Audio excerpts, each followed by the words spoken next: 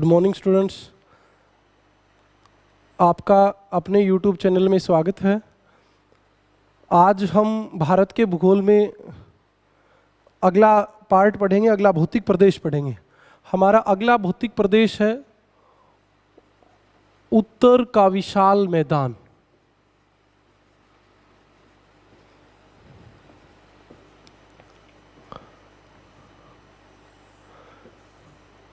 इससे पहले के वीडियो में मैं हिमालय पर्वत कंप्लीट कर चुका हूं, आप पीछे उनको देख सकते हो। आज हम उत्तर के विशाल मैदान पे चर्चा करेंगे। सबसे पहले मैदान होता क्या है तो आप बड़े आराम से समझते हो। मैदान कैसे बनता है? मैदान अधिकांशतः नदियों द्वारा अवसादों के जमाव से बनता है। जहां पर्वतों से नदियां आती हैं तो वो अपने साथ अवसाद लाती हैं। अवसाद का मतलब होता है नदी अपने साथ जो कंकड़ पत्थर रेत मिट्टी बहा के लाती हैं, उस रेत मिट्टी को अवसाद कहते हैं। नदी 3 महत्वपूर्ण कार्य करती है। सबसे पहले जो ऊंचा भाग होता है वहां नदी अपर्दन करती है। इस अपर्दन के द्वारा नदी अवसाद प्राप्त करती है। अपर्दन का मतलब इरोजन, काटना। नदी कंकड़ पत्थर रेत मिट्टी को काट के अपने साथ बहा के ले जाती है। अपने साथ जो बहा के ले जाती है उसको परिवहन कहते हैं, परिवहन। और जब नदी के मार्ग में नीचा स्थान आता है तो नदी का वेग कम हो जाता है, वेग। और जैसे नदी का वेग कम होता है तो नदी की परिवहन शक्ति कम हो जाती है। नदी की परिवहन शक्ति कम हो जाती है तो नदी अपने साथ बहाकर लाए गए अवसादों का जमाव कर देती है। और जैसे नदी अवसादों का जमाव करती है तो वह गर्त रेत मिट्टी से भरकर समतल बन जाता है। और उस समतल अवसादों के जमाव से बने भाग को मैदान कहते हैं, मैदान कहते हैं। तो अधिकांश मैदान ऐसे बनते हैं। नदी 3 मुख्य काम क्या करती है? अपर्दन, परिवहन और जमाव। जमाव को भूगोल की भाषा में कहते हैं निक्षेपण। निक्षेपण, तो जब भी मैं आपको बोलूं कि भारत के उत्तर के विशाल मैदान का जमाव नदियों के निक्षेपण से हुआ है, यानी जमाव से हुआ है, अवसादों के निक्षेपण से हुआ है, यानी कि रेत मिट्टी के जमाव से हुआ है, तो कोई भी मैदान होता है वो अधिकांशतः नदियों द्वारा बनता है। कुछ मैदान पवन द्वारा जमा किए गए अवसादों से भी बनते हैं, जैसे चीन का लोएस का मैदान। तो ऐसे मैदान भी होते हैं, लेकिन अधिकांशतः मैदान का निर्माण नदियों द्वारा अवसादों के जमाव से होता है। तो हम जब भारत के उत्तर के विशाल मैदान की बात देखते हैं तो देखते हैं कि प्राचीन काल में सबसे पहले भारत में प्रायद्वीपीय पठार था। प्रायद्वीपीय पठार जिसकी बात मैं पहले बता चुका हूं कि प्रायद्वीपीय पठार जो है, ये प्रायद्वीपीय पठार गोंडवाना लैंड का भाग है और ये सबसे प्राचीन प्रदेश है। इस प्रायद्वीपीय पठार ने टेथिस सागर के टक्कर मारी। जो पिछले वीडियो में मैं बता चुका हूं आपको टेथिस सागर कहां था। टेथिस सागर के टक्कर मारी तो टक्कर मारने से टेथिस सागर के अवसादों में मोड़ पड़े और इन अवसादों में मोड़ पड़ने से इस हिमालय पर्वत का निर्माण हुआ। और अब इस हिमालय और प्रायद्वीपीय पठार के बीच में एक गर्त गड्ढा, नीचा भाग रह गया। और इस नीचे भाग में हिमालय से आने वाली नदियों और प्रायद्वीपीय पठार से आने वाली नदियों ने अवसादों का जमाव किया और उन अवसादों के जमाव से उत्तर का विशाल मैदान बना। तो आप एक बात और समझ गए, भारत में सबसे प्राचीनतम जो प्रदेश है वो प्रायद्वीपीय पठार है, उसके बाद हिमालय बना, उसके बाद उत्तर का विशाल मैदान बना। तो उत्तर का विशाल मैदान भारत का नवीनतम भौतिक प्रदेश है। यह एक भू अभिनति गर्त का उदाहरण है। भू अभिनति का मतलब होता है धरातल का वह भाग जो नीचे धसा हुआ था, नीचा धसा हुआ था, और उसमें अवसादों का जमा हुआ, तब उत्तर का विशाल मैदान बना। तो यह एक भू अभिनति गर्त का उदाहरण है। हम बात करें तो ये गर्त 1000 से 2000 मीटर गहरा था। 1000 से 2000 मीटर गहरा था, और इसमें लगातार अवसादों का जमाव होता गया, जो आज भी हो रहा है। इस प्रकार उत्तर के विशाल मैदान का निर्माण वर्तमान में भी जारी है। और आपसे एक दो बार ये प्रश्न पूछा गया है कि उत्तर के विशाल मैदान में जलोढ़ मतलब जल द्वारा बहाकर लाई गई मिट्टी का निक्षेपण कितनी गहराई तक हुआ है। तो आप बता सकते हो 1000 से 2000 मीटर की गहराई तक अवसादों का जमाव हुआ है। यह जो हमारा मैदान है, ये पाकिस्तान सीमा से लेकर असम तक 3200 किलोमीटर लंबा है।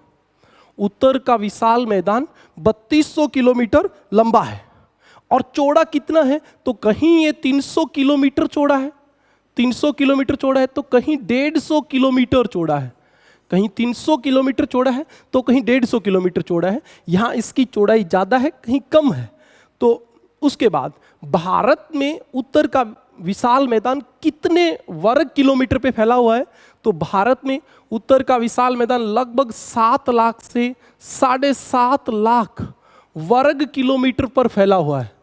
भारत में उत्तर का विशाल मैदान 7 से 7.5 लाख वर्ग किलोमीटर में फैला हुआ है।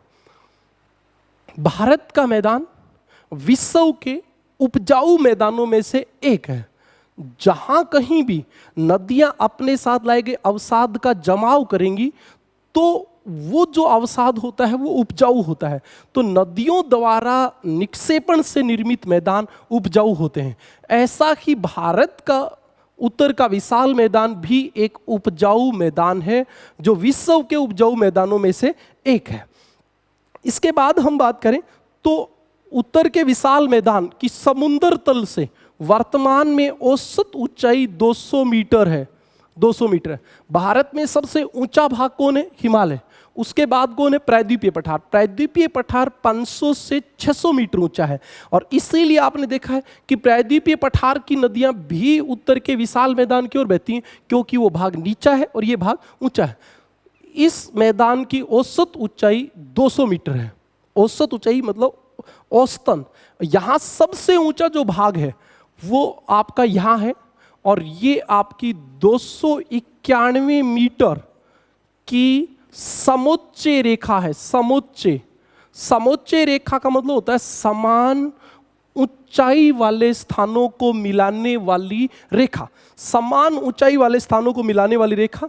तो भारत के उत्तर के विशाल मैदान में सबसे ऊंचा भाग 291 मीटर की समोच्चय रेखा है, जो अंबाला, हरियाणा के अंबाला और सहारनपुर के मध्य से गुजरती है। किसी भी प्रदेश का जो भाग सबसे ऊंचा होगा, जैसे आप देखो ये कोई भाग है और इस प्रदेश का ये भाग सबसे ऊंचा है, ये भाग सबसे ऊंचा है। तो आप एक बात और समझिए, जब वर्षा होगी तो यहां से इधर का जल यहां बह के जाएगा और ये जल इधर बह के जाएगा। तो ये इस प्रकार एक जल विभाजक का काम करता है। तो आपसे ये प्रश्न पूछा जा सकता है, वैसे भारत के प्रमुख जल विभाजकों की बात करें तो हिमालय है, अरावली है, विंध्याचल है, सतपुड़ा है, पश्चिमी घाट है, ये भारत के प्रमुख जल विभाजक हैं। लेकिन उत्तर के विशाल मैदान में यदि हम बात करें तो 291 मीटर की समोच्चय रेखा ऐसी है जो उत्तर के विशाल मैदान में जल विभाजक का काम करती है। वर्तमान में यह मैदान लगभग एक सपाट मैदान है। सपाट का मतलब होता है समतल, लगभग एक समतल मैदान है। और आप इस बात को ऐसे भी समझ सकते हो कि इस मैदान की औसत ढाल 20 सेंटीमीटर प्रति किलोमीटर है, यानी कि 1 किलोमीटर में ढाल केवल 20 सेंटीमीटर है, जो बहुत कम है। तो यह एक सपाट समतल मैदान है, यह एक सपाट समतल मैदान है। इस भारत के उत्तर के विशाल मैदान का निर्माण किसने किया? तो आप समझ सकते हो, यहाँ हमारी एक नदी है सिंधु, जिसमें झेलम, चेनाब, रावी, व्यास, सतलज नदी मिलती हैं। इधर यमुना, गंगा, रामगंगा, गोमती, घाघरा, गंडक, कोसी नदी बहती हैं। यहाँ तीस्ता, ब्रह्मपुत्र नदी बहती हैं। तो यहाँ 3 नदी तंत्र विशेष रूप से हैं। एक आपका सिंधु नदी तंत्र। नदी तंत्र का मतलब होता है उसकी सहायक नदियां। एक आपका यहां है गंगा नदी तंत्र, गंगा नदी तंत्र, और ये आपका ब्रह्मपुत्र नदी तंत्र, ब्रह्मपुत्र नदी तंत्र। एक बार आप सामान्य सी बात सुने, उत्तर का विशाल मैदान। उत्तर का विशाल मैदान विश्व के उपजाऊ मैदानों में से एक है। यह हिमालय व प्रायद्वीपीय पठार के बीच में, हिमालय व प्रायद्वीपीय पठार के बीच में 33 सागर में मोड़ पड़ने के बाद जब हिमालय बना, तो हिमालय के गिरिपद पहाड़ की तलहटी में जो गर्त बच गया, गड्ढा बच गया, उस गड्ढे को ही क्या कहते हैं? भू अभिनति गर्त। उस गड्ढे में हिमालय और प्रायद्वीपीय पठार से आने वाली नदियों ने अवसादीकरण किया, अवसादों का जमाव किया, और जैसे अवसादों का जमाव किया तो वो गड्ढा भर गया, और उस गड्ढे के भरने से उत्तर का विशाल मैदान बना। भारत में, मैंने आपको पहले वीडियो में बताया था, भारत के 43% भाग पर मैदान पाए जाते हैं। भारत के 43% भाग पे मैदान पाए जाते हैं, यानी भारत में सबसे ज्यादा विस्तार मैदानों का है। लेकिन भारत का सबसे बड़ा भौतिक प्रदेश प्रायद्वीपीय पठार है। उत्तर के विशाल मैदान जो भारत के केवल 7 लाख से 7.5 लाख वर्ग किलोमीटर पर फैला हुआ है, ये मैदान 3200 किलोमीटर लंबा है और 300 से 150 किलोमीटर चौड़ा है। इसका निर्माण सिंधु नदी तंत्र, गंगा नदी तंत्र और ब्रह्मपुत्र नदी तंत्र द्वारा किया गया है। सिंधु नदी तंत्र, गंगा नदी तंत्र और ब्रह्मपुत्र नदी तंत्र द्वारा किया गया है। यह जो मैदान है, इस मैदान की समुद्र तल से, आपको यह भी पता होगा, भारत का समुद्र तल चेन्नई से लिया गया है। चेन्नई से लिया गया है। विश्व में समुद्र तल ही एक ऐसा है जो पूरे विश्व में बराबर है, क्योंकि सभी महासागर आपस में मिले हुए हैं, और सभी महासागर आपस में मिले हुए हैं तो सबका जल बराबर रहता है। वास्तविकता की आप बात करो तो समुद्र का जल हमेशा बराबर नहीं रहता है, एक जगह नहीं रहता है, क्योंकि आपको पता है समुद्र में ज्वार भाटा आता है, तो जब ज्वार आता है तो समुद्र का जल ऊपर उठता है, और जब भाटा आता है तो समुद्र का जल नीचे जाता है। लेकिन किसी भी स्थान पे जब आप औसत समुद्र तल निकालते हो तो उसका तरीका ये होता है कि ज्वार के समय पानी कितना ऊंचा गया और भाटा के समय कितना नीचे गया, इसका औसत हम निकाल लेते हैं, और वो आपका होता है 0 मीटर। 0 मीटर को समुद्र तल आधार रेखा कहते हैं। भारत का समुद्र तल चेन्नई से लिया गया है। किसी भी स्थान की समुद्र तल से ऊंचाई वायु दाब के अंतर द्वारा निकाली जाती है। किसी भी स्थान की समुद्र तल से ऊंचाई वायु दाब के अंतर द्वारा निकाली जाती है, और बैरोमीटर से हम किसी स्थान की समुद्र तल से ऊंचाई ज्ञात करते हैं। तो आपका उत्तर का विशाल मैदान जो है, उसकी औसत समुद्र तल से जो ऊंचाई है वो 200 मीटर है, और यहाँ का सबसे ऊंचा भाग जो है वो 291 मीटर है, जो अंबाला व सहारनपुर के बीच में है, जो इस उत्तर के विशाल मैदान का प्रमुख जल विभाजक भी है। तो आपने इस बात को समझा। इसके बाद हम यदि बात करें तो निर्माण के आधार पर, किसके आधार पे? निर्माण के आधार पर। निर्माण के आधार पर उत्तर के विशाल मैदान को 3 भागों में बांटा जाता है। निर्माण के आधार पर उत्तर के विशाल मैदान को 3 भागों में बांटा जाता है। जैसे आप देखोगे तो ये हमारा भारत है और ये हमारा हिमालय है। इस हिमालय और प्रायद्वीपीय पठार के बीच में ये उत्तर का मैदान है। इस उत्तर के मैदान को हम निर्माण के आधार पे 3 भागों में बांटते हैं। आपको पता है यहाँ एक नदी बहती है घग्गर नदी, जो शिमला के पास कालका की पहाड़ी से निकल के हरियाणा से होती हुई और राजस्थान में हनुमानगढ़ और गंगानगर तक बहती है। कभी कभी जब जल की अधिकता होती है तो पाकिस्तान के फोर्ट अब्बास तक भी चली जाती है। और इस घग्गर नदी के पश्चिम का जो भाग है, घग्गर नदी के पश्चिम का भाग, उस पश्चिम के भाग को क्या कहते हैं? सिंधु का मैदान, सिंधु का मैदान। और घग्गर नदी से लेकर तीस्ता नदी, तीस्ता नदी आप जानते हो जो ब्रह्मपुत्र की सहायक नदी है, ब्रह्मपुत्र की सहायक नदी है। तीस्ता नदी जो ब्रह्मपुत्र में बांग्लादेश में मिलती है, जिसके बाद ब्रह्मपुत्र का नाम जमुना नदी बन जाता है। उस तीस्ता नदी तक बीच का जो भाग है उसको कहते हैं गंगा का मैदान, गंगा का मैदान। और तीस्ता नदी से ब्रह्मपुत्र के बीच का जो भाग है उसको कहते हैं असम का मैदान, उसको क्या कहते हैं? असम का मैदान। तो निर्माण के आधार पर, निर्माण के आधार पर उत्तर के विशाल मैदान को 3 भागों में बांटा जाता है: सिंधु का मैदान, गंगा का मैदान और ब्रह्मपुत्र का मैदान या असम का मैदान। ब्रह्मपुत्र का मैदान या असम का मैदान। ब्रह्मपुत्र का मैदान मुख्य रूप से असम में फैला हुआ है, इसलिए इसको असम का मैदान भी कहते हैं। सिंधु का मैदान जो है, उस सिंधु के मैदान के निर्माण में मुख्य रूप से 5 नदियों का योगदान होता है।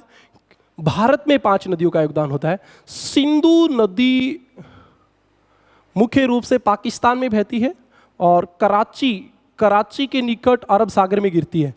सिंधु नदी भारत के केवल लद्दाख में बहती है। तो भारत के मैदान के निर्माण में सिंधु नदी का कोई विशेष योगदान नहीं होता है। इसके बाद यह नदी होती है झेलम, झेलम होती है। झेलम के बाद चेनाब, झेलम और चेनाब, जो कि झंग पाकिस्तान में स्थान है, वहां पे झेलम और चेनाब मिलती हैं। इसके बाद आपकी नदी होती है रावी, रावी नदी होती है, रावी। और रावी के बाद व्यास और सतलज, व्यास और सतलज। और ये सब जाके मिथनकोट, मिथनकोट पाकिस्तान में स्थित है, वहाँ मिथनकोट में सिंधु नदी में मिल जाती है। तो भारत के सिंधु के मैदान में मुख्य कौन सी नदियों का योगदान है? झेलम, चेनाब, रावी, व्यास और सतलज। और इन 5 नदियों के जल को यहाँ पंचनद कहते हैं। पंचनद, पंचनद मतलब 5 नदियों का जल। तो आपको एक प्रश्न पूछा जा सकता है, कौन सी नदी पंचनद में शामिल नहीं है? और आपको दे दें कि सतलज, व्यास, चेनाब और सिंधु। तो सिंधु पंचनद में शामिल नहीं है, व्यास पंचनद में शामिल है, क्योंकि ये 5 नदियों का जल है। और इन्हीं 5 नदियों के बीच के मैदान को भारत में क्या कहते हैं? भारत में इसी मैदान को पंजाब का मैदान कहते हैं। क्या कहते हैं? पंजाब का मैदान, पंजाब का मैदान कहते हैं। इसके बाद गंगा का मैदान। गंगा का मैदान कहां से कहां तक है? तो मैंने अभी आपको बताया था, घग्गर नदी। कौन सी नदी? घग्गर नदी। घग्गर नदी से तीस्ता नदी के बीच है। और यहां आपको नदी मिलेंगी यमुना, गंगा, रामगंगा, गोमती, घाघरा, गंडक, कोसी। और इधर से आपको मिलेगी, यमुना में चंबल मिल जाएगी, सोन, तमसा, केन, ये सब नदियां मिलेंगी। और ये आपका गंगा का मैदान है। जो इन तीनों मैदानों की बात करें तो सबसे सघन बसा हुआ मैदान है, सबसे ज्यादा जनसंख्या यहाँ है। भारत की लगभग 40% जनसंख्या गंगा के मैदान में निवास करती है। और इसके बाद आपका ब्रह्मपुत्र का मैदान है। तो आप एक बार उत्तर के मैदान की मोटी मोटी बातें दोबारा देखें। उत्तर का मैदान भारत का नवीनतम भौतिक प्रदेश है, भारत का नवीनतम भौतिक प्रदेश है। बिल्कुल सही बात है भी, क्योंकि सबसे बाद में बना है तो सबसे नवीनतम भौतिक प्रदेश है। इसके बाद यह किसका उदाहरण है? यह एक भू अभिनति गर्त, भू अभिनति गर्त का उदाहरण है। क्योंकि ये गड्ढा था जिसमें नदियों ने अवसादों का जमाव किया और वो अवसादों से भरने के बाद उत्तर का मैदान बना। ये भारत के कितने भाग पर फैला हुआ है? तो 7.5 लाख वर्ग किलोमीटर पर फैला हुआ है, 7.5 लाख वर्ग किलोमीटर पर फैला हुआ है। आपको पता है यहां अवसादों की गहराई कितनी है साहब? तो अवसादों की गहराई 1000 मीटर से 2000 मीटर, यानी कि लगभग 2 किलोमीटर गहरा गर्त था जहां अवसादों का जमाव हुआ है। यह मैदान कितना लंबा है? तो ये 3200 किलोमीटर लंबा है। चौड़ा कितना है? 150 से 300 किलोमीटर चौड़ा है। समुद्र तल से औसत ऊंचाई कितनी है? 200 मीटर। यहां आप एक बात विशेष रूप से ध्यान रखोगे कि उत्तर के विशाल मैदान का प्रमुख जल विभाजक कौन है? 291 मीटर की समोच्च रेखा। समोच्च रेखा का मतलब होता है समान ऊंचाई वाले स्थानों को मिलाने वाली रेखा। 291 मीटर की समोच्च रेखा ऐसी है जो इसका प्रमुख जल विभाजक है, यानी कि उससे उधर का जल गंगा नदी में जाता है और इससे इधर का जल सिंधु नदी में जाता है। तो इस सिंधु व गंगा नदी तंत्र के मध्य प्रमुख जल विभाजक है 291 मीटर की समोच्च रेखा। यह एक सपाट व समतल मैदान है। समतल क्योंकि इसकी ढाल बहुत कम है। आपको मैंने अभी बताई थी कि भारत के उत्तर के विशाल मैदान की ढाल यदि हम देखें तो 20 सेंटीमीटर प्रति किलोमीटर की ढाल है, और इस ढाल को आप आगे तक देखना चाहो तो गंगा डेल्टा के पास तो यह 2 सेंटीमीटर प्रति किलोमीटर ढाल हो जाती है। 2 सेंटीमीटर की ढाल 1 किलोमीटर में, यानी कि ढाल है ही नहीं। और इसीलिए आपने सुना भी होगा कि यदि बंगाल की खाड़ी में 7 मीटर ऊंचा ज्वार आ जाए तो आपका कलकत्ता तक का भाग जलमग्न हो सकता है। इसके बाद हम बात करें ढाल के बाद, तो आपको पता है कि इस मैदान को निर्माण के आधार पे 3 भागों में बांटा जाता है। और निर्माण के आधार पे जब हम 3 भागों में बांटते हैं तो सबसे पहला हमारा जो भाग होता है वो कौन सा होता है? भी सबसे पहला हमारा होता है सिंधु का मैदान।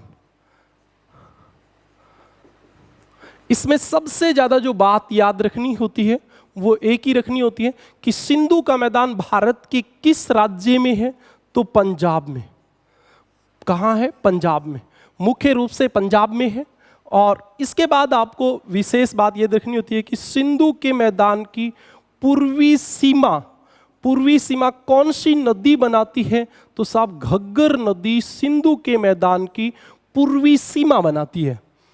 और इस मैदान के निर्माण में किन नदियों का योगदान होता है? तो आप ऊपर से शुरू हो जाओ। झेलम के बाद चेनाब के बाद रावी, और रावी के बाद व्यास, और व्यास के बाद सतलज। इन 5 नदियों को क्या कहते हैं? पंचनद। और ये पंचनद सिंधु नदी में पाकिस्तान के मिथनकोट में मिलती हैं, क्योंकि सिंधु नदी जो है, सिंधु नदी वो तो मैदान में प्रवेश ही कहाँ करती है? वो तो मैदान में प्रवेश ही एटक के पास करती है, जो कि आपको पता है पाकिस्तान में है। और वहाँ पे अफगानिस्तान की मुख्य नदी काबुल नदी मिलती है, काबुल। तो सिंधु जो नदी है उसका तो अधिकांश मैदान पाकिस्तान में है। सिंधु नदी तंत्र का मतलब उसकी सहायक नदी, उन सहायक नदियों का मैदान भारत के पंजाब में फैला हुआ है। इसके बाद जब हम देखते हैं तो हमारी अगली बात क्या आती है? हमारी अगली बात आती है कि दूसरा मैदान हमारा कौन सा है? तो दूसरा सिंधु के मैदान के बाद हमारा अगला मैदान है गंगा का मैदान। गंगा का मैदान, गंगा का मैदान। गंगा के मैदान की हम बात करें तो गंगा का मैदान कहां से कहां तक फैला हुआ है? तो गंगा का मैदान मुख्य रूप से घग्गर से तीस्ता तक फैला हुआ है। घग्गर से तीस्ता तक फैला हुआ है। और इस प्रदेश का निर्माण किसने किया है? तो गंगा नदी तंत्र ने। गंगा नदी तंत्र का मतलब गंगा व उसकी सहायक नदियों ने किया है, जिसको मैंने अभी बताया आपको, रामगंगा, यमुना से शुरू होते हैं। यमुना, गंगा, रामगंगा, गोमती, घाघरा, गंडक, कोसी और महानंदा। महानंदा जो हिमालय से आने वाली आखिरी नदी होती है जो गंगा में मिलती है, महानंदा। और इधर प्रायद्वीपीय पठार से जैसे नदी जाती तो गंगा नदी तंत्र में तो वो नदी भी आएंगी जो यमुना में मिलती हैं, जैसे चंबल है, बेतवा है, केन है, और फिर गंगा में सोन है, तमसा है। ये सारी नदियां जो हैं ये गंगा के मैदान का निर्माण करती हैं। गंगा का मैदान भारत के पूरे इस मैदान में, यानी सिंधु का मैदान, गंगा का मैदान, ब्रह्मपुत्र का मैदान, ये तीनों उत्तर का विशाल मैदान है। इन तीनों में से आपको पूछे कि भारत में सबसे उपजाऊ मैदान कौन सा है, तो सबसे उपजाऊ मैदान कौन सा है? गंगा का मैदान। और इसीलिए भारत की लगभग 40% जनसंख्या जो है वो कहाँ निवास करती है? गंगा के मैदान में। मैं आपको बता दूं, राजनीतिक दृष्टि से गंगा का मैदान कहाँ है? हरियाणा। हरियाणा हरियाणा जो है वो गंगा के मैदान का भाग है। हरियाणा गंगा के मैदान का भाग है, सिंधु के मैदान का भाग नहीं है। और आपको पता भी होगा सिंधु के मैदान और गंगा के मैदान के मध्य जल विभाजक भी कौन है? हरियाणा का मैदान। तभी तो हरियाणा के अंबाला के पास 291 मीटर की समोच्च रेखा उत्तर के विशाल मैदान का प्रमुख जल विभाजक है। हरियाणा, दिल्ली, यूपी, उत्तर प्रदेश, बिहार, पश्चिमी बंगाल व कुछ भाग झारखंड का जो है वो गंगा के मैदान में आता है।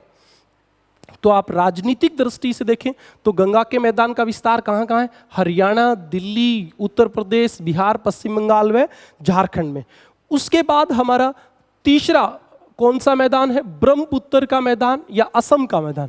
ब्रह्मपुत्र का मैदान या असम के मैदान की बात करें तो ब्रह्मपुत्र का मैदान या असम का मैदान कहाँ से कहाँ है? तो आपको सबसे इंपॉर्टेंट जो बात याद रखनी है वो याद रखनी कि तीस्ता से ब्रह्मपुत्र के मध्य स्थित है। ब्रह्मपुत्र का मैदान तीस्ता से ब्रह्मपुत्र के मध्य। तीस्ता ब्रह्मपुत्र की सहायक नदी है जो बांग्लादेश में ब्रह्मपुत्र में मिलती है, और इसी के बाद आपको पता है इसका नाम जमुना हो जाता है। ये जो मैदान है भारत के केवल कहाँ है? असम में। यहां एक और नोट करने वाली बात है कि जैसे ब्रह्मपुत्र नदी अरुणाचल प्रदेश से आके असम के पास मैदानी भाग में प्रवेश करती है तो वहां ब्रह्मपुत्र नदी का ढाल एकदम कम हो जाता है और यहां ब्रह्मपुत्र नदी अनेक शाखाओं में बंट जाती है। और आपको याद रखना है जब नदी कोई भी अनेक शाखाओं में बटेगी, जैसे ये नदी का जल इधर से और इधर से होके वापिस एक हो जाता है, क्योंकि जब ढाल कम होगी तो नदी अनेक शाखाओं में बट जाएगी, जिसको गुम्फित अपवाह भी कहते हैं। गुम्फित अपवाह ये नदियों का विशेष शब्द होता है जो नदियों में मैं आपको बताऊंगा। तो इस प्रकार यहाँ नदी अनेक शाखाओं में बढ़ जाती है तो यहाँ एक नदी द्वीप बनता है। अनेक नदी द्वीप बनते हैं लेकिन एक नदी द्वीप विशेष रूप से प्रसिद्ध है और उसका नाम है मांजुली द्वीप। मांजुली द्वीप जो असम में है। बहुत बार जीके में भी पूछा जाता है कि मांजुली द्वीप कहाँ है? असम में। कौन सी नदी बनाती है? ब्रह्मपुत्र नदी। और यह विश्व का सबसे बड़ा नदी द्वीप है। नदी द्वीप का मतलब होता है जिसके चारों ओर नदी का पानी हो तो नदी द्वीप होता है। या अनेक नदी द्वीप हैं जिसमें सबसे बड़ा नदी द्वीप है मांजुली द्वीप। तो आपने क्या देखा कि भी भारत का उत्तर का विशाल मैदान 3 भागों में बटा हुआ, सिंधु का मैदान, गंगा का मैदान और ब्रह्मपुत्र का मैदान। जहां तक मेरा अनुमान है इसमें सबसे ज्यादा प्रश्न यही पूछे जाते हैं कि सिंधु के मैदान की पूर्वी सीमा कौन बनाती है? घग्गर। गंगा के मैदान की पूर्वी सीमा कौन बनाती है? तीस्ता। ब्रह्मपुत्र के मैदान की पश्चिमी सीमा कौन बनाती है? तीस्ता। तो आपको ये 3 नदी याद रखनी। घग्गर के पश्चिम में सिंधु का मैदान, घग्गर से तीस्ता गंगा का मैदान और तीस्ता से ब्रह्मपुत्र असम का मैदान। ये आपके उत्तर के विशाल मैदान के 3 मुख्य भाग हैं। अब हम उत्तर के मैदान की स्थलाकृतियों की बात करेंगे। कहीं पर भी जहां नदी पर्वत को छोड़कर मैदान में प्रवेश करती हैं या पर्वत को छोड़कर नदी तलहटी में आती हैं तो नदी अपने साथ लाए गए अवसाद का जमाव करती हैं, और अपने साथ लाए गए अवसाद का जब जमाव करती हैं तो उस अवसाद के जमाव से अनेक स्थलाकृतियां बनती हैं, और उन्हीं स्थलाकृतियों की हम बात करेंगे। यानी कि उत्तर के मैदान की स्थलाकृतियां, स्थलाकृतियां होती हैं स्थल की आकृति। नदी जहां भी पर्वत को छोड़ के मैदान में आएंगी तो वहां निम्न स्थलाकृति बनाती है। सबसे पहले नदी बनाती है भाबर, भाभर या भाबर भी कहते हैं। 2 नंबर पे तराई बनाती है, तराई। 3 नंबर पे बांगर बनाती है, बांगर। बांगर शुद्ध शब्द बांगर होता है, हम अपनी भाषा में इसको बांगड़ भी बोल देते हैं। और 4 नंबर पे आपका होता है खादर, खादर। और 5 नंबर पे जहां नदी समुद्र में जाके मिलेगी वहां डेल्टा बनता है।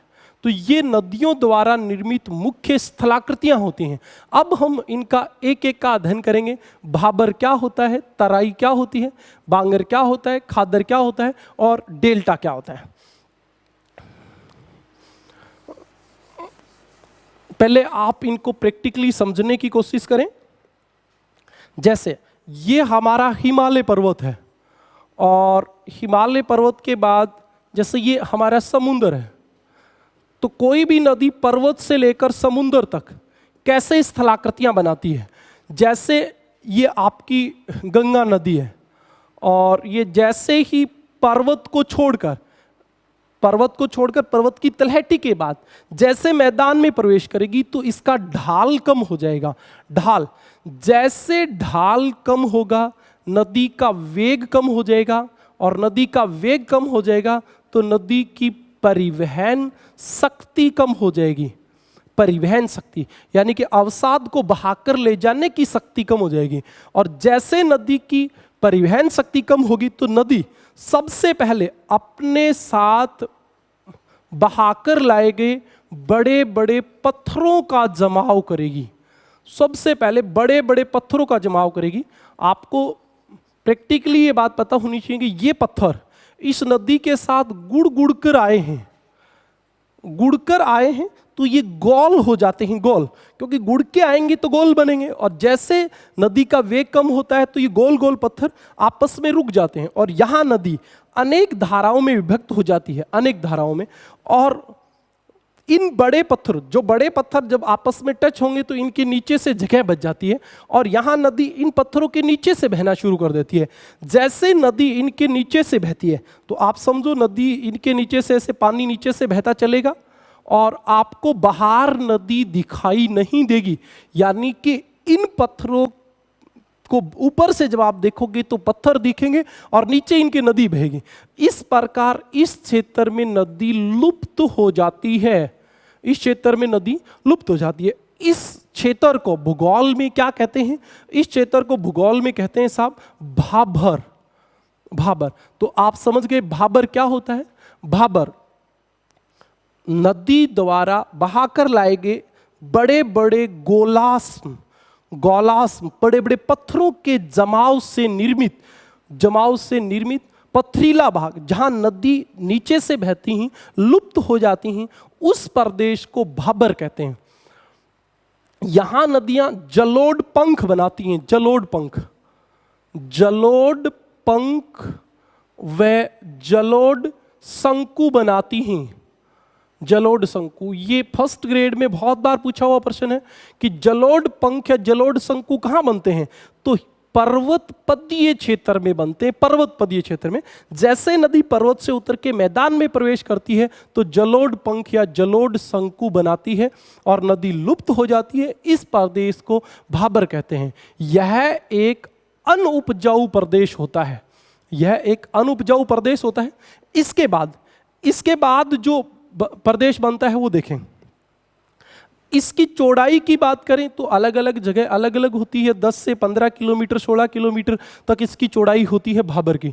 इसके जस्ट बाद आप देखोगे तो छोटे छोटे कंकड़ पत्थर जो इनके नीचे से निकल के आ गए, और रेत रेत, बजरी, बजरी और रेत, ये जो शब्द होते हैं सामान्य शब्दों में अलग होते हैं, लेकिन भूगोल में ये क्या होते हैं?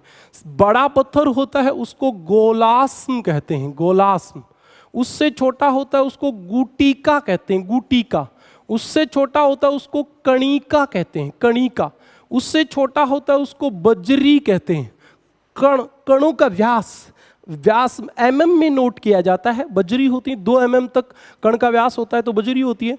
इसके बाद जैसे रेत, रेत इससे छोटा कण होता है तो रेत होता है। उसके बाद जैसे आप देखोगे तो आपकी मर्तिका होती है, सिल्ट होती है, पंख होती है। तो ये कणों के आधार पे नाम होते हैं। यहाँ जो जमाव होता है वो रेत बजरी का जमाव होता है, और यह एक दलदली भाग होता है, दलदली, दलदली भाग होता है। इस दलदली भाग को क्या कहते हैं? तराई। तो ये दूसरी स्थलाकृति होती है जो नदी बनाती है। तो आप समझे तराई क्या होती है? तराई का अर्थ है दलदली। भाबर में, भाबर यानी पहले वाला भाग, भाबर में लुप्त हुई नदी जब वापस धरातल पे आ जाती है और धरातल पे दिखाई देती है तो उस प्रदेश को क्या कहते हैं? तराई। ये भाबर के जस्ट बाद होता है। ढाल के अनुसार सबसे पर्वत से नदी नीचे उतरते ही भाबर बनेगा, उसके बाद तराई बनेगा। तो ये भाबर के जस्ट बाद होता है। आपसे पिछली रीट में ये प्रश्न पूछा भी गया है कि भाबर में लुप्त हुई नदी जब वापिस धरातल पर दिखाई देती हैं तो उस क्षेत्र को क्या कहते हैं? तराई। तो उस क्षेत्र को क्या कहते हैं? तराई। आपने देखा कि तराई क्या होता है? तो तराई भाबर के बाद का भाग होता है जहां लुप्त हुई नदी वापिस धरातल पे आ जाती है। प्राचीन काल में ये प्रदेश अनउपजाऊ होता था, अनउपजाऊ होता था और सघन वनस्पति वाला भाग था। सघन वनस्पति, क्योंकि आपको पता है जब इसमें पानी भरा रहेगा, दलदल रहेगा तो वनस्पति तो उगेगी। तो ये सघन वनस्पति वाला भाग होता है और प्राचीन काल में ये वन्य जीवों का घर था। लेकिन जब भारत पाकिस्तान का विभाजन हुआ तो पाकिस्तान से जो हिंदू शरणार्थी आए उनको बसाने के लिए सरकार ने इस तराई क्षेत्र में मिट्टी डाल के इस प्रदेश को मैदान बना दिया। और जैसे इस प्रदेश को मैदान बना दिया तो यह एक कृषि करने वाला क्षेत्र बन गया। और वर्तमान में यहाँ गन्ना की कृषि की जाती है, गन्ना की कृषि की जाती है। ये भारत का प्रमुख गन्ना उत्पादक क्षेत्र बन चुका है। आप थोड़ी सी और बात समझें तो जहां दलदली क्षेत्र में पानी भर जाता है वहां जो वनस्पति उगती है, जो वन उगते हैं, उन वनों को अनूप वन कहते हैं। क्या कहते हैं? अनूप वन। अनूप वन, जो पानी भर जाता है दलदली भाग में, वहां जो वन उगते हैं उनको अनूप वन कहते हैं। तो आपने देखा भाबर और तराई क्या होते हैं। इसके जस्ट बाद आपको एक बार थोड़ा सा बताता हूं कि इसके बाद जो क्षेत्र जहां रेत का जमाव होगा और ढाल तेज होगा, जहां पानी नहीं भरता है, वहां पानी नहीं भरता है, उस क्षेत्र में जहां बाढ़ नहीं आती उसको बांगर कहते हैं। और जो समुद्र के पास वाला जो नीचा क्षेत्र होता है जहां हर वर्ष बाढ़ आती है, उस बाढ़ वाले भाग को खादर कहते हैं। खादर। पहले हम भाबर और तराई को समझेंगे, उसके बाद हम बांगर और खादर को समझेंगे। तो आप एक बार इस बात को समझें।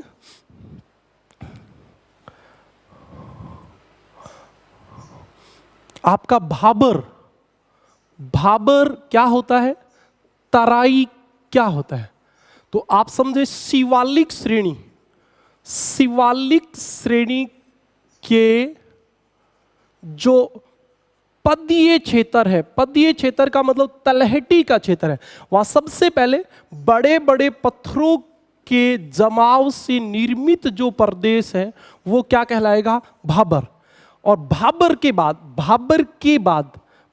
बाद जो छोटे छोटे कंकड़ पत्थर, बड़े पत्थर नहीं, छोटे छोटे कंकड़ पत्थर, चिक्का, रेत, बजरी, इनसे निर्मित दलदली भाग, दलदली भाग जो है वो आपका क्या कहलाएगा? तराई। भाबर को आप देखोगे तो भाबर शिवालिक की तलहटी से 8 से 10 किलोमीटर चौड़ी पट्टी में पाया जाता है। शिवालिक श्रेणी के बाद, जैसे शिवालिक श्रेणी कंप्लीट हुई, उससे 8 से 10 किलोमीटर की चौड़ाई में क्या पाया जाता है? भाबर। और जस्ट भाबर के बाद, जैसे आप देखोगे तो भाबर के बाद का जो भाग होता है, उसके बाद आपके भाबर के बाद क्या होता है? तराई, तराई प्रदेश होता है। तराई प्रदेश सामान्यतः दलदली प्रदेश होता है, जहां आपको पता है ये कृषि की दृष्टि से अनउपजाऊ प्रदेश है। और तराई प्रदेश वर्तमान में उपजाऊ प्रदेश है और यहां गन्ना की कृषि की जाती है। अगला अंतर, भाबर प्रदेश में नदियां लुप्त हो जाती हैं और तराई में लुप्त नदी वापिस धरातल पर आ जाती हैं, वापिस धरातल पर आ जाती हैं। तो आपने भाबर और तराई को देखा।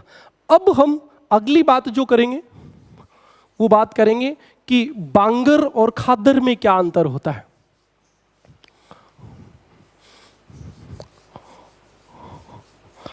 बांगर और खादर में क्या अंतर होता है? आप यदि भारत के मानचित्र में देखोगे तो आपको पता चलेगा कि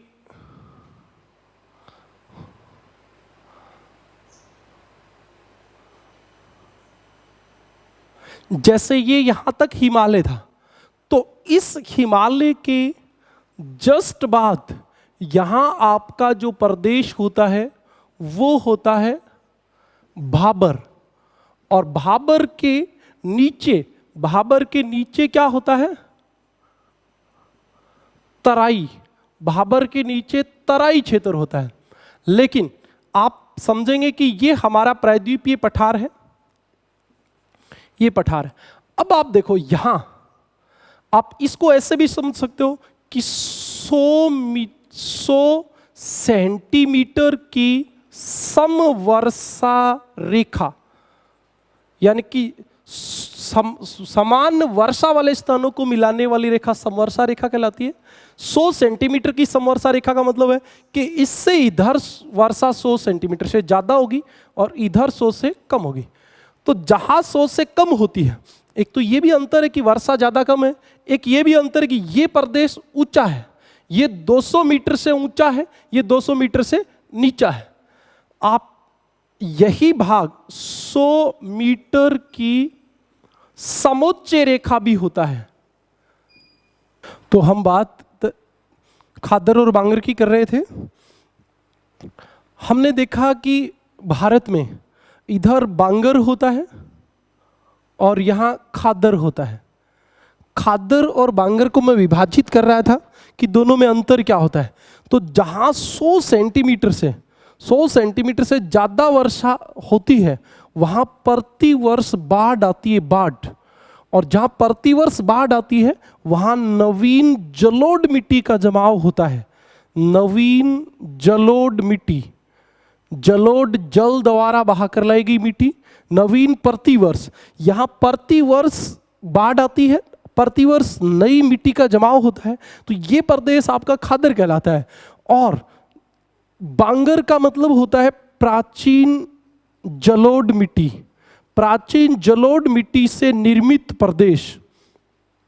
प्राचीन जलोढ़ मिट्टी से निर्मित प्रदेश, यहां वर्तमान में बाढ़ नहीं आती। पहले ये प्रदेश नीचा था, तब यहां अवसादों का जमाव हुआ था। अब धीरे धीरे ये अवसादों के जमाव से ऊंचा हो गया और वर्तमान में यहां बाढ़ नहीं आती हैं। आपको पता भी है कि बांगर प्रदेश की यदि हम बात करें तो बांगर प्रदेश अपने आसपास के क्षेत्र से ऊंचा होता है, इसलिए यहां बाढ़ नहीं आती है। ये क्षेत्र नीचा होता है तो यहां बाढ़ आती है। अब आप देखोगे जहां हर वर्ष बाढ़ आएगी वो प्रदेश कृषि की दृष्टि से उपजाऊ होगा, कृषि की दृष्टि से उपजाऊ होगा, क्योंकि जहां प्रतिवर्ष नई मिट्टी जमेगी तो वो उपजाऊ होगी। तो ये प्रदेश कृषि की दृष्टि से उपजाऊ है। ये भारत का सर्वाधिक उपजाऊ प्रदेश है, सर्वाधिक उपजाऊ प्रदेश है। और बांगर प्रदेश जो है वो भारत का सर्वाधिक उत्पादकता वाला प्रदेश है, वो भारत का सर्वाधिक उत्पादकता वाला प्रदेश है। बांगर प्रदेश सर्वाधिक उत्पादकता वाला प्रदेश है। अब आप यहां उत्पादकता और उपजाऊपन में अंतर देखेंगे।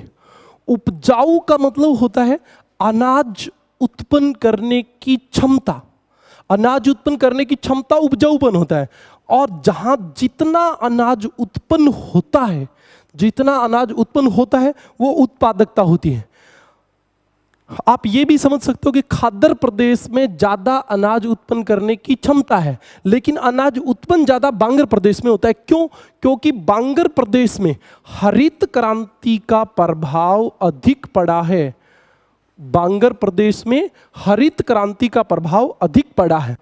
आप इस बात को ऐसे भी समझ सकते हो, जैसे फॉर्मली हम सोचें तो जैसे हमारे गांव में आपने देखा होगा कि जो हमारे खेत होते हैं, जैसे हमारे दो प्रकार के खेत होते हैं गांव में, एक ताली वाला, ताली या तल्ली जिसको हम कहते हैं, और एक टिब्बे वाला खेत, ताली वाला और टिब्बे वाला खेत। तो आप सामान्यतः जानते हो कि उपजाऊ कौन होगा?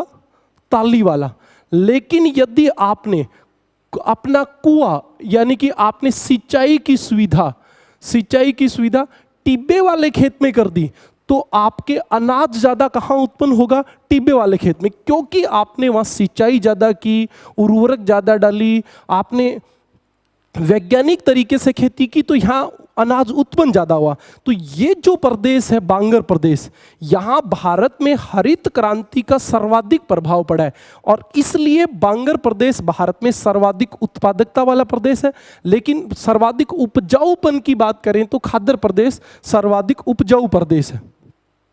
फिर हम बात देखते हैं हरित क्रांति का भारत में सर्वाधिक प्रभाव किस पे पड़ा? गेहूं पे। और 2 नंबर पे किस पे पड़ा? चावल पे। यानी कि हरित क्रांति से सर्वाधिक उत्पादन में वृद्धि किसमें हुई? गेहूं में। और 2 नंबर पे चावल में। तो आपको पता है बांगर प्रदेश में गेहूं की खेती होती है और खाद्य प्रदेश में चावल की खेती होती है, होनी भी है। क्यों? क्योंकि खाद्य प्रदेश में बाढ़ आती है, बाढ़ आती है तो पानी भरा रहेगा, और पानी भरा रहेगा तो किसकी खेती होगी? चावल की। वास्तविकता यह भी होती है कि जहां वर्षा 100 सेंटीमीटर से कम होती है वहां गेहूं की कृषि की जाती है, और जहां 100 सेंटीमीटर से ज्यादा होती है वहां चावल की कृषि की जाती है। तो आप यह भी कह सकते हो कि बांगर प्रदेश गेहूं की कृषि के लिए प्रसिद्ध है और खाद्य प्रदेश चावल की कृषि के लिए प्रसिद्ध है। अगली बात हम देखें तो खाद्य प्रदेश जो है वो उपजाऊ है, तो प्राचीन काल से यहां अच्छी खेती होती है। इसलिए भारत में सर्वाधिक जनसंख्या खाद्य प्रदेश में मिलती है। आपने देखा भी है भारत में सर्वाधिक जनघनत्व पश्चिम बंगाल और बिहार में मिलता है, जो कि खाद्य प्रदेश का भाग है। और यहां जनसंख्या खाद्य प्रदेश की बजाय कम होती है। वैसे तो मैदानी प्रदेश वैसे ही सघन बसे होते हैं, तो यहां भारत की सर्वाधिक जनसंख्या पाई जाती है। जनसंख्या ज्यादा है और प्रति किसान भूमि कम है, इसलिए खाद्य प्रदेश में जीवन निर्वाहक कृषि की जाती है। जीवन निर्वाहक कृषि आरपीएससी फर्स्ट ग्रेड में यह प्रश्न पूछा हुआ है कि भारत के किस प्रदेश में जीवन निर्वाहक कृषि की जाती है। जीवन निर्वाह का मतलब होता है जीवन जीने के लिए की जाने वाली खेती, क्योंकि यहां प्रति व्यक्ति या प्रति किसान कृषि भूमि कम है, तो वो लोग कृषि सिर्फ जीवन जीने के लिए करते हैं, खाने के लिए खाद्यान्न का उत्पादन करते हैं, और यहाँ जीवन निर्वाह कृषि होती है। बांगर प्रदेश की बात करें तो बांगर प्रदेश में व्यापारिक कृषि होती है। व्यापारिक कृषि में भी हम यहाँ ये कहें कि साहब गेहूं की व्यापारिक कृषि होती है तो ज़्यादा उचित होता है, क्योंकि बांगर प्रदेश बांगर प्रदेश पंजाब, हरियाणा, पश्चिमी राजस्थान और पश्चिमी यूपी में है। मोटे तौर पे देखें तो पंजाब हरियाणा में है। पंजाब हरियाणा में सिंचाई की सुविधा ज़्यादा है, इसलिए यहाँ गेहूं की कृषि की जाती है, उर्वरकों का ज़्यादा उपयोग होता है, तो यहाँ प्रति हेक्टेयर उत्पादन ज़्यादा होता है, प्रति किसान गेहूं का उत्पादन ज़्यादा होता है। एक किसान के 20 क्विंटल भी गेहूं होंगे तो 20 क्विंटल गेहूं वो खाएगा थोड़ी, वो 20 क्विंटल गेहूं बेचेगा। इसलिए यहाँ की कृषि जो है वो व्यापारिक कृषि होती है और यहाँ जीवन निर्वाह कृषि होती है। ये यहाँ मूल अंतर है, आपने देखा। इसके बाद हम बात करें तो खाद्य प्रदेश जो होता है, खाद्य प्रदेश उसमें जो नीचे स्थान होते हैं, नीचे नीचे का मतलब आसपास के क्षेत्र से नीचे, जहां वर्षा के समय सबसे पहले पानी भरता है, उन प्रदेशों को बिल कहते हैं। बिल बिल बिल का मतलब नीचा स्थान। खाद्य प्रदेश में अपेक्षाकृत नीचे प्रदेश बिल कहलाते हैं। और यहाँ जो ऊंचा स्थान होता है, जिसको हम हरियाणा, पंजाब, राजस्थान में टिब्बा कहते हैं, उसको खाद्य प्रदेश में चार कहते हैं। चार चार चार क्या होता है तो आप ऐसे समझ सकते हो, खाद्य प्रदेश में अपेक्षाकृत ऊंचा स्थान जहां वर्षा का जल नहीं भरता है या बाढ़ के समय ये प्रदेश कुछ समय तक बाढ़ से अप्रभावित रहते हैं, और ऐसे प्रदेश चार कहलाते हैं। उसके बाद आप देखोगे तो बांगर प्रदेश, बांगर प्रदेश की हम बात करें तो बांगर प्रदेश में जो नीचा स्थान होता है, बांगर प्रदेश में जो नीचा स्थान होता है उसको बेट कहते हैं। बेट, बांगर प्रदेश में नीचे स्थान को बेट कहते हैं। खाद्य प्रदेश में नीचे स्थान को बिल कहते हैं और बांगर प्रदेश में बेट कहते हैं। बेट वाला प्रश्न आपसे ऐसे भी पूछा जा सकता है, बांगर प्रदेश में नवीन जलोढ़ मिट्टी का भाग क्या कहलाता है? बेट। क्योंकि आप समझ सकते हो कि बांगर प्रदेश में नीचा स्थान, नीचा स्थान मतलब पानी भरेगा, पानी भरेगा तो नवीन जलोढ़ मिट्टी जमा होगी, नवीन जलोढ़ मिट्टी जमा होगी तो उस प्रदेश को आप क्या कहोगे? बेट। बेट बांगर प्रदेश में नीचा स्थान होता है जहां सबसे पहले पानी भरता है। इसके बाद हम बांगर की और बात करें तो यहां एक होता है रेह या कल्लर। रेह या कल्लर, जिसको हम आम भाषा में कालर बोलते हैं। कालर का मतलब होता है जैसे टीला होता है, उस पे से रेत उड़ जाती है, मिट्टी उड़ जाती है तो चिकना टीला बन जाता है जिसपे वनस्पति नहीं उगती। इसके अलावा जैसे जहाँ भूमिगत जल खारा होता है, वहाँ खारा पानी लगाने से, खारे पानी से सिंचाई करने से भूमि के ऊपर नमकीनी परत जम जाती है और उस नमकीनी परत युक्त अनुपजाऊ भाग को, नमकीनी परत युक्त अनुपजाऊ भाग को रेह या कल्लर कहते हैं। रेह या कल्लर कहते हैं। एक बांगर प्रदेश में और शब्द होता है भूड़। भूड़ क्या होता है? भूड़ क्या होता है तो जिस प्रदेश में तापीय अपक्ष से, तापीय अपक्ष से, ये बात मैं आपको जब मरुस्थल की बात चलेगी तो बड़े विस्तार से बताऊंगा कि तापीय अपक्ष से क्या होता है। तापीय अपक्ष से होता है तापमान के दिनों रात के अंतर के कारण मिट्टी, चट्टान गर्म होकर फैलती हैं और सिकुड़ती हैं, उससे चट्टान टूट जाती हैं और धरातल कंकरीला हो जाता है। कंकरीला, कंकरीला यानी कि छोटी छोटी काकरी कंकड़ पत्थर बन जाते हैं और उस कंकड़ पत्थर वाले भाग को, कंकड़ पत्थर वाले भाग को भूड़ कहते हैं। क्या कहते हैं? भूड़। तो आपने देखा भूड़ क्या होता है। अब मैं आपको एक बात और बताऊंगा और वो हम दोनों एक बार इनको कंपेयर करते हैं। तो आपने देखा कि भारत में भाबर कहाँ होता है? जहां शिवालिक श्रेणी समाप्त होती है उसके जस्ट बाद भाबर प्रदेश होता है, भाबर के बाद तराई होता है। और ये जो प्रदेश है पंजाब, हरियाणा, पश्चिमी राजस्थान और दिल्ली के आसपास का उत्तर प्रदेश, ये प्रदेश अपेक्षाकृत ऊंचा है तो यहाँ बाढ़ नहीं आती, इसको बांगर प्रदेश कहते हैं। और पश्चिमी बंगाल और बिहार जहाँ प्रतिवर्ष बाढ़ आती है, जहाँ प्रतिवर्ष नवीन जलोढ़ मिट्टी का जमाव होता है, उस प्रदेश को खाद्दर कहते हैं। उस प्रदेश को क्या कहते हैं? खाद्दर। अब हम एक बार बांगर और खाद्दर दोनों को कंपेयर करते हैं कि दोनों में क्या क्या अंतर होते हैं। अभी तक जो बात मैंने आपको समझाई वो समझ में आई होंगी। हम इधर देखेंगे खादर, खादर और बांगर। खादर और बांगर, इन दोनों में अंतर क्या है? तो आपने देखा खादर क्या है? नवीन जलोढ़ मिट्टी का मैदान। नवीन जलोढ़ मिट्टी का मैदान क्या कहलाता है? खादर। बांगर क्या है? प्राचीन जलोढ़ मिट्टी का मैदान।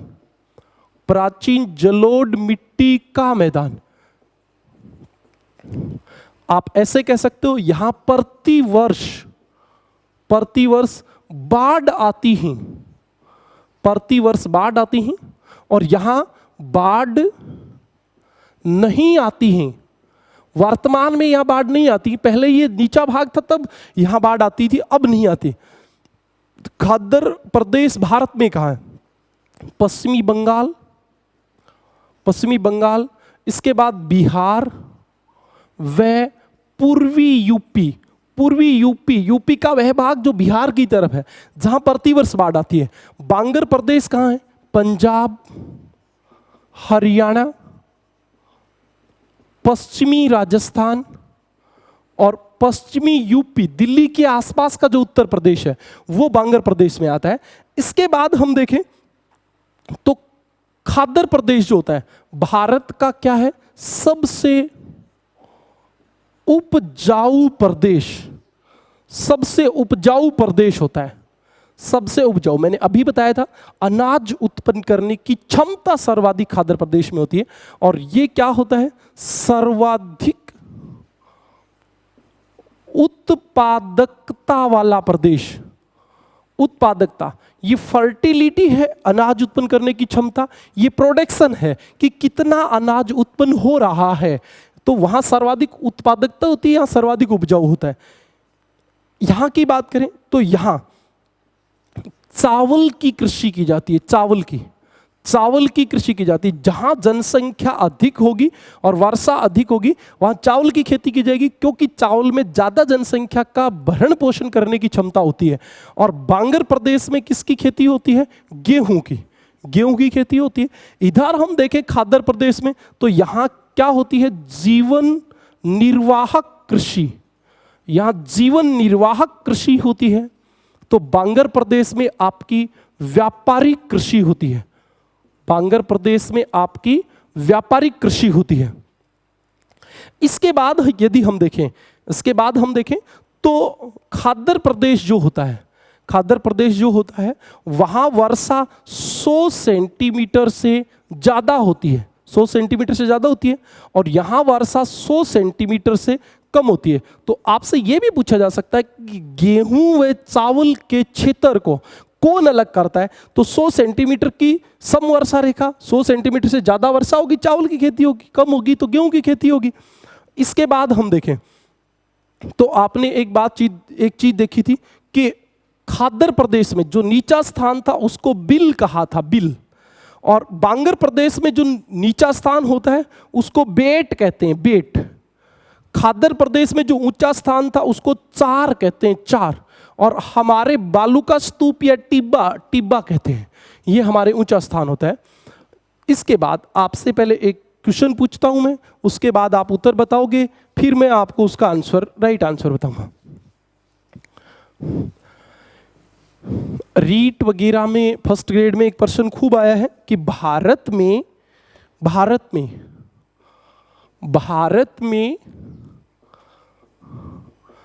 आर्द्र अधिवास पाए जाते हैं, आर्द्र अधिवास पाए जाते हैं। कि भारत में आर्द्र अधिवास कहां पाए जाते हैं? तो आपको ऑप्शन मिलते हैं पश्चिमी राजस्थान, पश्चिमी बंगाल,